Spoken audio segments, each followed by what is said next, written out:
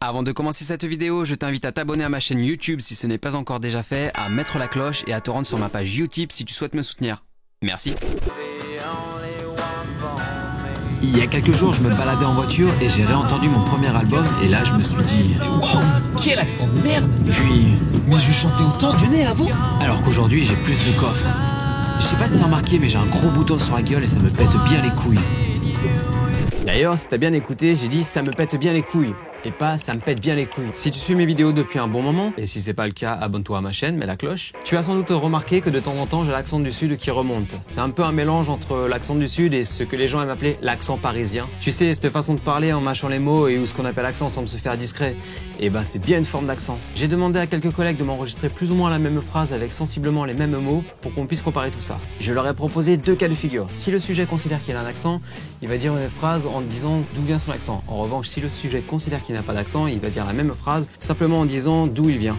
Et bah tu vas voir qu'il n'y a pas d'accent français. Et je dis ça parce que bien souvent, quand un Français parle anglais, on a tendance à lui reprocher son accent, à lui dire ah tu parles bien anglais, mais par contre t'as un accent un peu français. Oh, t'as déjà écouté un Écossais parler? My fellow Scots, on September 18th, our people will take to the polls to decide once and for all if Scotland should declare its independence. Pourtant lui, l'anglais c'est sa langue natale. La notion d'accent c'est vraiment propre à chacun. J'ai souvent entendu des Québécois dire « Oh, c'est vous qui avez un accent français là ?» Attends, c'est pas un accent que j'ai entendu là? En fait, quand quelqu'un va sonner pas comme toi, ou pas comme ton entourage, ou pas comme tu as l'habitude d'entendre, bah tu vas avoir tendance à penser qu'il a un accent. Et l'accent, ça se travaille, ça peut s'attraper en voyageant ou en forçant simplement sur la manière de parler. Parfois on parle d'accent, parfois de manière de parler, comme parler du nez, avoir une voix piaillante, avoir une voix nasillarde. Et tous ces paramètres vont définir le timbre. Mais le timbre, c'est quoi? C'est ce qui va rendre chaque note unique. Chaque voix, chaque instrument a son propre timbre, et c'est ce qui va permettre de le reconnaître dès les premières écoutes. Là... Pardon, je me suis égaré. Le coffre, quant à lui, c'est ce qui va définir la puissance du son, entre très grosses guillemets. Savoir reconnaître un timbre, ça peut parfois sauver des vies. Preuve en est avec cet article paru dans 20 minutes, dont je te mets le lien dans la description si tu souhaites en voir un peu plus. Le son, lui, il est bourré d'harmonie, de fréquences qui se bouffent entre elles et se font l'amour langoureusement jusqu'à avoir l'union parfaite. Pardon, je m'égare. On parle aussi souvent de couleur de son, on dit qu'un son est chaud, qu'il est rond, qu'il est froid, qu'il est strident, etc. etc. Et j'ai un casque sur la tête parce qu'on va faire des écoutes dans quelques instants. L'accent, lui, c'est tout un mélange de ces choses-là. Il est unique et il est défini par le timbre, le coffre, les harmonies, la couleur du son et bien évidemment la manière de parler. Par exemple, si tu prends deux personnes qui ont l'accent du sud, ils vont pas prononcer les mots de la même manière, ils ont pas la même manière de parler, ils n'ont pas le même accent et pourtant ils viennent du même endroit. Je rebondis vite fait sur l'accent québécois, il y a Audrey D qui a fait plus ou moins la même expérience que moi, qui a pris plusieurs personnes et leur a fait prononcer la même phrase. Qu'un seul accent canadien. Il n'y a pas un seul accent canadien. Il n'y a pas un seul accent au Canada. Il n'y a pas juste un accent canadien. Cette vidéo est pour démontrer qu'il y a plusieurs accents canadiens-français. Il n'y a pas qu'un seul accent canadien. Il n'y a pas d'un seul accent canadien. Salut tout le monde. Voilà, je te mets le lien de sa vidéo dans la description si tu souhaites la regarder. En reprenant mes deux cobayes du sud avec l'accent du sud. Dans un cas, le sujet A aura tendance à dire l'accent du sud et le sujet B dira l'accent du sud. Là, ici, la nuance se trouve sur le sud, sur le de à la fin. Il y en aura un qui dira sud assez sec et il y en a un autre qui dira sud en laissant traîner un peu le de à la fin. Et pourtant, les deux viennent du sud et ont l'habitude d'entendre la même langue et de parler la même langue et ont le même environnement et ont grandi au même endroit. La manière de parler diffère totalement selon l'individu. On va prendre un exemple plus populaire. Tu vois, le putain toulousain. Ici, à Paris, on aura tendance à dire putain ou tin. On va pas dire putain. Tu sais, ils ont une espèce de G à la fin qui se met avec un espèce de N accentué, ça donne un putain. Après, si on va un peu plus loin, on peut aussi se poser des questions du genre, est-ce que le patois c'est une forme d'accent? Ou est-ce que lorsqu'on parle patois, on prend un accent différent? Donc pour résumer, j'ai 12 personnes qui m'ont enregistré la même phrase basée sur les mêmes mots, avec pour seule différence le fait que si elles pensent qu'elles ont un accent, elles disent d'où vient leur accent, et si elles pensent qu'elles n'ont pas d'accent, elles disent simplement d'où est-ce qu'elles sont originaires, de quelle ville elles sont. Je vais te les faire écouter tous les 12 à la suite, et maintenant c'est à toi de travailler dans ta tête, d'essayer de trouver qui a un accent plus prononcé et qui a un accent plus discret. Salut, moi c'est Axel, je suis de La Rochelle. Salut, moi c'est Karine et j'ai un accent parisien. Salut, moi c'est Elodie et j'ai un accent du sud de la Belgique. Salut, moi c'est Flavie LFB et je suis du Var, à peu près entre Marseille et Toulon. Salut, je m'appelle Franck et j'habite à Puy-la-Garde. Salut, c'est Jordan, ou bonjour le parisien, et j'ai un accent parisien. Hey, alors moi c'est Laë, ou Entre deux passions, et je viens de la région bordelaise dans le Médoc. Alors salut, moi c'est Loïc, j'ai un accent rémois apparemment. Salut, moi c'est Mégane et j'ai un accent d'Île-de-France. Salut, moi c'est Rémi et j'ai un accent picard. Salut, moi c'est Sauvane et je suis de Paris. Salut, moi c'est Théo et j'ai un accent de la Drôme. Voilà, donc déjà merci beaucoup les copains pour m'avoir envoyé vos enregistrements, c'est vraiment adorable à vous, franchement ça me fait super plaisir et comme tu as pu l'entendre, chaque personne a un accent différent, y compris les personnes qui pensent qu'elles n'ont pas d'accent, on entend quand même des petites nuances dans certains mots ou dans certaines manières de parler. Tu l'as entendu, il y a des personnes qui disent le salut de manière plus longue ou d'autres de manière plus courte. Parfois on a des saluts, parfois on a des saluts. Et là où l'accent se remarque le plus, c'est sur le mot accent. Il y en a certains on entend accent, d'autres on entend accent, d'autres on entend accent. Bon, j'exagère peut-être un petit peu dans ma manière de le prononcer, mais vraiment il y a certaines liaisons qui sont faites à des endroits où d'autres ne les font pas. Et aussi parfois sur des lettres comme le B, certains l'accentuent un peu plus et d'autres le prononcent plus rond. Par exemple Flavie, elle dit Flavie LFB. Le B, il a l'air très compressé, très rentre dedans. Quant à Elodie, elle prononce ses mots un petit peu comme l'accent du sud de la France, et pourtant il vient du sud de la Belgique. Mais le B, il est un petit peu mangé, elle dit de la Belgique, elle dit pas de la Belgique. Un cas intéressant avec Théo, c'est qu'il dit de la Drôme, et pas de la Drôme. C'est bien connu dans le sud et dans d'autres régions, on a tendance à accentuer les O. Les O. Par exemple, nous dans le Var, on dit jaune, on dit rose. Et Théo, c'est pareil, il dit pas Drôme, il dit Drôme. Comme il ne dit pas jaune, il dit jaune. Comme il ne dit pas rose, il dit rose. Ça, je sais parce que je le connais dans la vraie vie. Axel, lui, il est de La Rochelle et il dit bien de La Rochelle. Il dit pas Rochelle, il dit Rochelle. Loïc, le Rémois, il prononce bien Loïc. Il dit pas Loïc, il dit Loïc.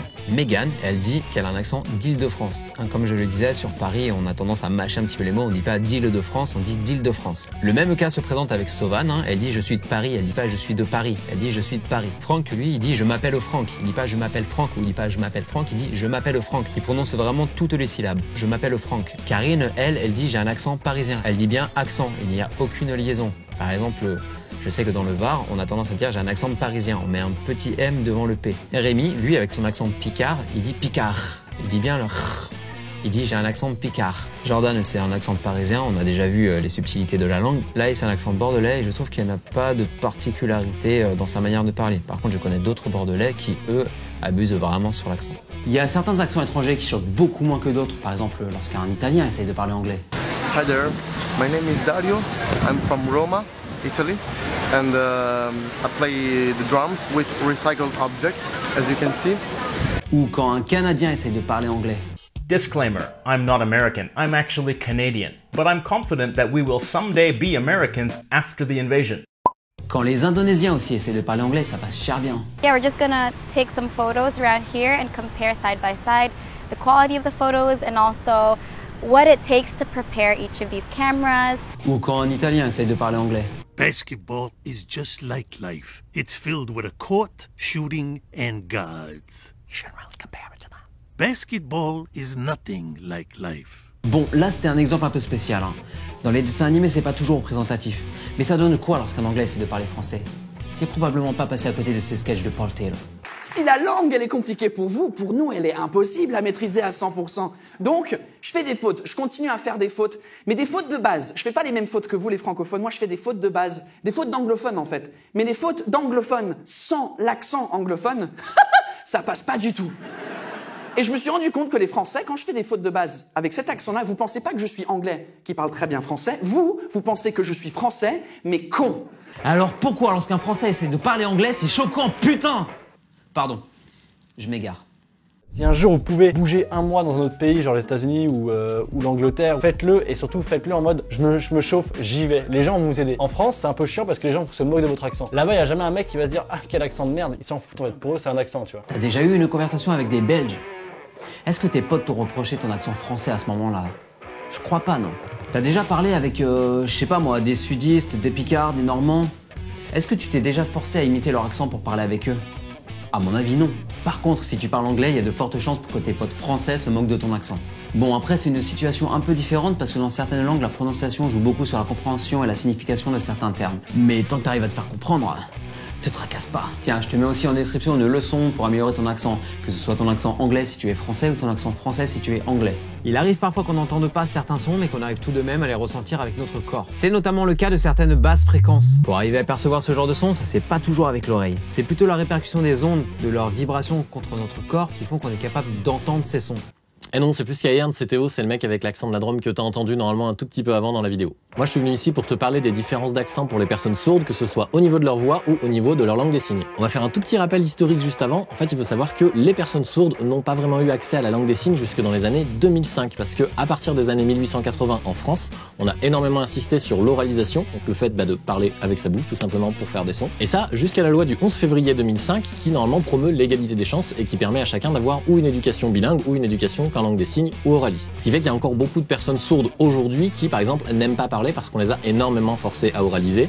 Et vice versa, on en a d'autres aussi qui savent super bien parler parce qu'elles ont jamais appris à signer et du coup elles parlent super bien alors qu'elles entendent absolument rien. Là les infos sont assez courtes parce qu'on va pas parler de l'histoire des personnes sourdes, tu auras le lien vers la page Wikipédia qui est assez complète en description.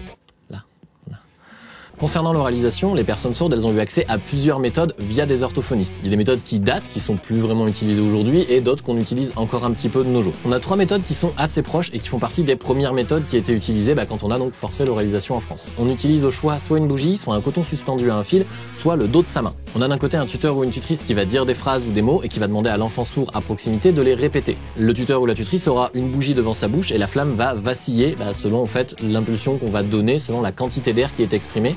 Et l'enfant sourd doit essayer de reproduire ça à côté avec les mouvements de lèvres. C'est la même chose pour le coton, on tient le coton devant la bouche, il est suspendu à un fil et il va bouger selon la puissance d'air qu'on va expulser, selon les consonnes qu'on fait, les sons qu'on exprime. Et pour le dos de la main, c'est la même chose. La seule différence, c'est que quand on utilise le dos de la main, on voit assez difficilement les mouvements des lèvres. Et donc c'est un peu plus compliqué pour une personne sourde de faire de la lecture labiale. Une des techniques qui est arrivée avec les avancées technologiques, c'est l'utilisation de spectres audio. C'est-à-dire que tu as un orthophoniste qui va être à proximité d'une personne sourde, qui va dire un mot ou une phrase, et ça va créer un spectre audio que tu vas pouvoir voir sur un écran à proximité. La personne sourde à ce moment-là va essayer de répéter le mot en boucle, qu'elle l'entende ou non selon son niveau de surdité, jusqu'à ce qu'elle puisse maîtriser le mot par cœur et que l'orthophoniste lui dise c'est bon, on passe au mot ou à la phrase suivante. Tu as la dernière méthode qui est utilisée à la fois par les orthophonistes et aussi par les personnes entendantes pour faire dire des mots aux personnes sourdes. C'est le fait d'utiliser ta main sur la cage thoracique ou sur la gorge de la personne pour ressentir les vibrations qui sont produites quand tu prononces un mot ou une phrase. Et tu dis ton prénom, 1 ou 2 fois.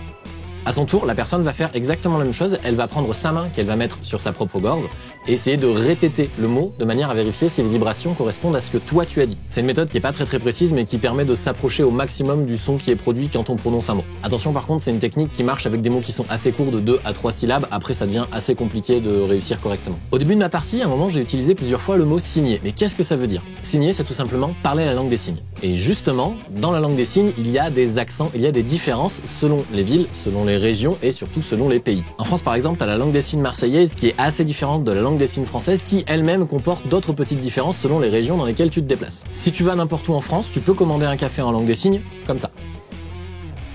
Si tu vas à Marseille, ce signe, il est assez mal compris. On utilise généralement celui-ci parce que ça correspond au percolateur. Je vais te donner 2 autres exemples pour que tu vois vraiment à quel point il peut y avoir de grosses différences alors qu'on est dans le même pays. À Marseille, on fait le signe pour papier comme ça. Normalement un peu plus bas, mais c'est la caméra, c'est classé. Et à Paris, le signe papier se fait comme ça. Dernier exemple pour te montrer entre les Bretons et les Parisiens. À Paris, on va utiliser ce signe pour parler de la tour Montparnasse. Et c'est normal parce que on connaît la tour Montparnasse, c'est une tour, ça te paraît assez logique. Si tu vas en Bretagne, ce signe ou ce signe, c'est pour parler de la ville de Reims. Et c'est normal en fait qu'ils l'aient transformé parce que la tour Montparnasse, ils ont moins besoin d'en parler en Bretagne que nous à Paris. Pour aller plus loin, tu trouveras des sources en description, y compris un thread Twitter, un fil Twitter que j'ai réalisé qui t'explique qu'est-ce que c'est que la LSF et où est-ce que tu peux l'apprendre. Et c'est vrai que dans notre langue, on a tout de même quelques prononciations qui diffèrent selon les régions. Comme par exemple persil avec persil, vin ou vinte, messe ou metz, les os, les os, au chocolat, chocolatine. Pardon, je m'égare. Prenons par exemple la Suisse romande. Il n'y a pas d'accent suisse à proprement parler, mais un accent roman. Mais nous, on dit l'accent suisse. Pour un Québécois, on dit pas il a l'accent du New Brunswick ou l'accent du Yukon, on dit il a l'accent québécois. Et ça, c'est parce qu'on n'a pas connaissance de leurs accents régionaux. Là où nous, on est capable d'identifier un accent marseillais, un accent ch'ti, un accent de Narbonne, notre connaissance se limite bien souvent qu'à notre propre pays. Et finalement, est-ce qu'on ne devrait pas plutôt parler d'accent francophone? Quand on entend un français parler, on ne dit pas il a l'accent français. On dit il a l'accent marseillais, l'accent normand, l'accent lyonnais. Par contre, si c'est un anglophone, francophone, on dira il a l'accent anglais. Parce qu'encore une fois, on n'a pas connaissance des accents régionaux. On va pas dire il a l'accent du Sussex, on va pas dire il a l'accent du Midlands, on va pas dire il a l'accent londonien, on va simplement se limiter qu'à dire il a l'accent anglais. En fait, chacun a sa vision des choses, chacun entend ce qu'il entend et chacun identifie chaque accent à sa manière. Louis, c'est quelque chose qui se travaille et se développe avec le temps. Depuis tout à l'heure, je te parle des accents, mais pourquoi? En fait, c'est pour t'aider à identifier chaque nuance d'un son. Savoir reconnaître un instrument de musique, savoir reconnaître un bruit rose d'un bruit blanc, savoir identifier une interférence, savoir identifier le calibrage d'une sono, etc., etc. Tout ça, c'est important quand tu bosses dans le son. Et ça te sert aussi au mixage. Tout ça, ça peut te permettre de savoir comment placer tes instruments ou tes voix dans ton mix, savoir si tu dois mettre l'accent sur tel ou tel instrument pour le placer en lead ou pour le sous-mixer, etc., etc. Mais tu dois aussi être capable de capter les nuances. En mixage, on aime bien aller plus vite en copiant-collant certains patterns. Par exemple, lorsqu'on a fini de travailler un refrain, on va avoir tendance à le copier-coller sur tous les autres refrains du morceau pour avancer plus vite. Et parfois, il y a des petites nuances qu'il faut capter quand même. Et avec ça, tu peux vite foirer ton mix ou froisser ton artiste. Et ça, c'est embêtant. Et ça, je sais de quoi je parle. Parce que lui, l'artiste qui a écrit ou interprété la chanson, il sait qu'à tel ou tel moment du refrain, il a mis une petite nuance, une petite émotion par-ci par-là. Plus ou moins d'émotion, plus ou moins de voix, une petite variante dans sa voix ou un mot qui change. Et ça, si tu le lui retires mécaniquement en ayant copié-collé son refrain, alors que lui, il l'avait chanté comme ça, ça va coincer. Il va t'en vouloir, et c'est tout à fait normal. Et je le comprends, parce que je suis passé par là à l'époque où j'ai confié mes mix à d'autres personnes. Du coup, c'est à toi d'être capable d'entendre ces nuances. Comme je te le répète, chacun a sa manière de parler. Prenons l'exemple des Anglais avec le thank you. T'en as qui le prononcent thank you. T'en as qui le prononcent thank you. T'en as d'autres qui le prononcent thank you.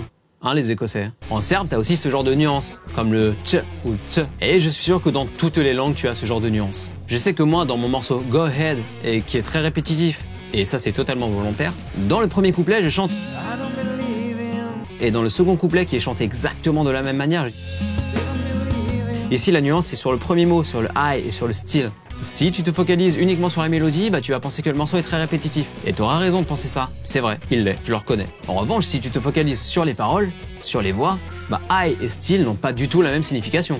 On est d'accord. Et ça, j'en joue beaucoup dans cette chanson. J'ai un peu trollé sur Twitter en comparant le nom de la province de Saskatchewan au Canada avec la sauce Szechuan dans Rick et Morty. Parce que c'est l'exemple parfait pour un francophone pour évoquer les nuances. Un autre exemple un peu plus intéressant et un peu plus courant, c'est l'emploi de l'adverbe maintenant. Certains le prononcent maintenant, certains le prononcent maintenant, certains le prononcent maintenant. Et pourtant, on arrive tous à se faire comprendre et on arrive tous à identifier de quel mot il s'agit. Par contre, avec Saskatchewan, c'est un peu plus compliqué si t'as jamais entendu le terme avant. Moi-même, la première fois que je l'ai entendu, j'ai cru qu'il parlait de la sauce Szechuan de Rick et Morty, avant de me rendre compte qu'il parlait du nom de sa province. Et c'est là où la compréhension des accents rentre en compte. Être capable de reconnaître un son, son origine et savoir discerner chaque lettre qui constitue chaque mot, ça permet d'être plus pointilleux dans sa compréhension. Si je reprends l'exemple du mixage, si je suis capable de différencier mon flow tom de mon kick, ça me permet d'être plus précis dans mon mix. Par exemple, je sais que mon flow tom, je vais avoir tendance à le panner légèrement à droite et le rendre plus généreux dans les basses fréquences. Tandis que mon kick, je vais avoir tendance à le centrer et le faire plus pointu, même s'il reste basseux pour autant. On va regarder quelques vidéos pour voir comment l'accent parisien a évolué avec le temps, histoire de rigoler un peu. Et je crois que je vais finir par renommer cette vidéo les accents.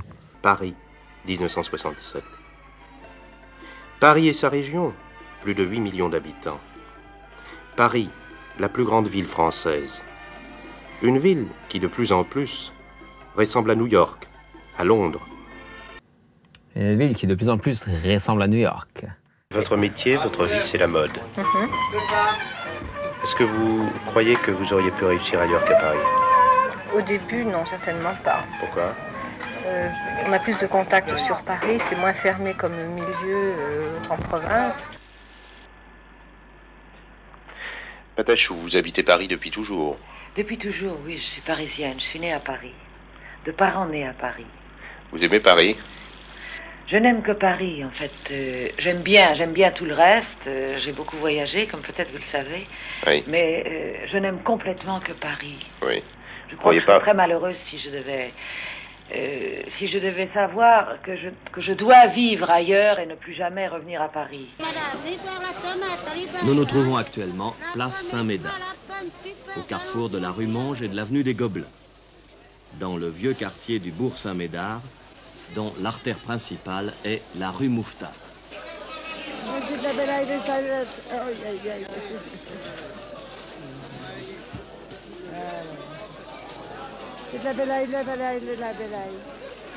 Je comprends rien à ce qu'elle raconte. La rue Mouffetard est une sorte de marché permanent où affluent des Parisiens de tous les quartiers et de toutes les classes sociales. Est-ce qu'il y a longtemps que vous habitez ce quartier de la rue Mouffetard, Madame Nini? Oh oui, très longtemps, j'y suis née même. À quoi est-ce qu'elle ressemblait à ce moment-là, la rue Mouffetard? Toujours à peu près commerçante quand même. Il y avait peut-être plus de café et moins de, mettons... Donc ça, c'est une nana qui est née à Paris, qui a toujours vécu à Paris, donc qui a l'accent parisien, mais qui a l'accent parisien de l'époque.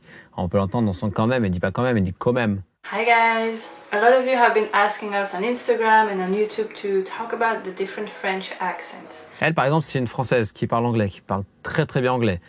Effectivement, au niveau de l'accent, on entend que c'est pas un accent anglais natif, mais on a vu pire comme accent français d'un Français qui parle anglais, franchement.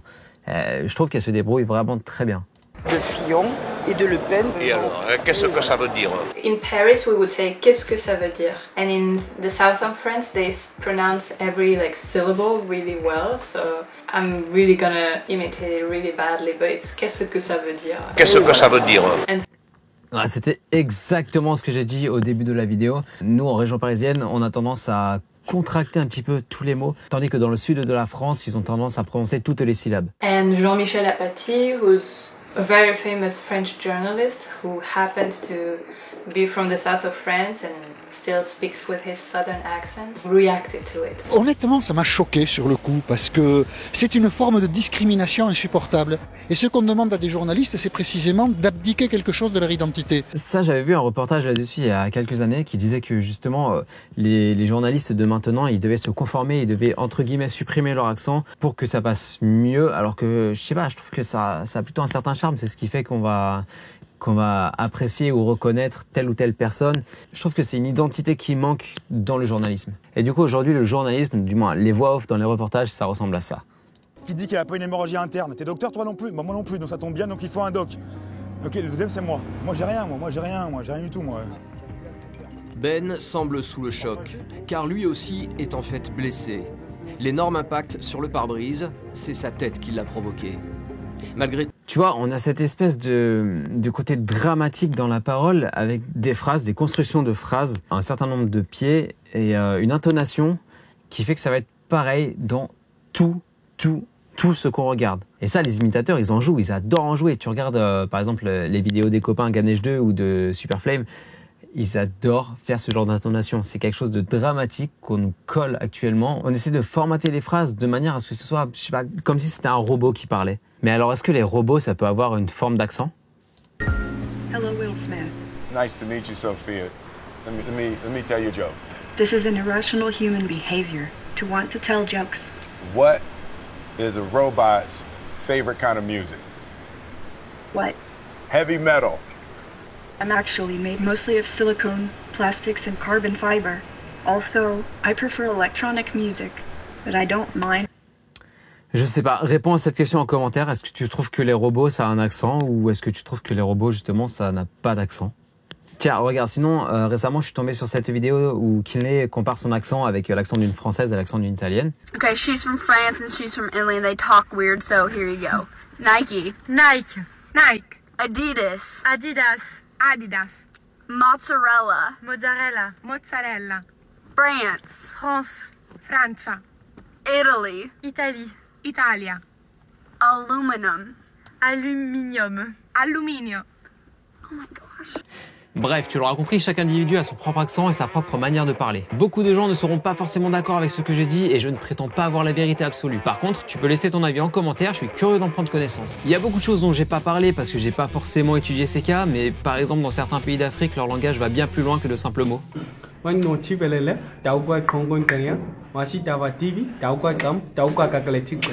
Il y a aussi l'éthique de langage dont on pourrait parler, hein, qui constitue notre manière de communiquer, telle que etc. Enfin voilà quoi, du coup après en fait c'est genre... Donc voilà frère, tu vois hein. Allez c'est tout pour moi, abonne-toi, mets la cloche, c'était Skyarn, ciao.